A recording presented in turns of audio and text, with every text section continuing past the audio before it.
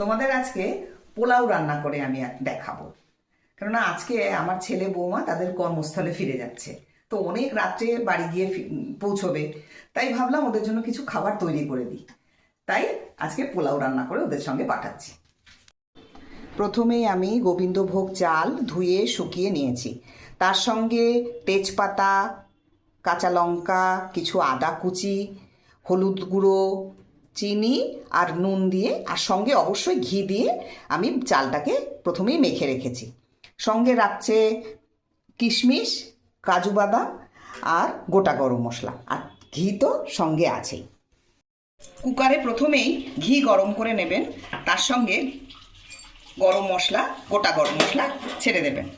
কিছুক্ষণ বাদে এর মধ্যেই গোটা কাজু আর কিশমিশটা দিয়ে দেবেন, দিয়ে কিছুক্ষণ নাড়াচাড়া করতে হবে।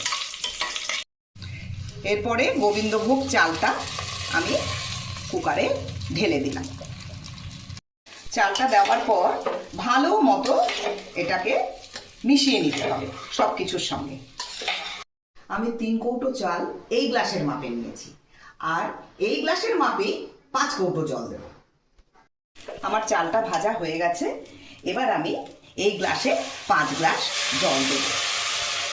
এবার কুকারের ঢাকনা বন্ধ করে দিয়ে একটা সিটি আসা অবধি অপেক্ষা করব।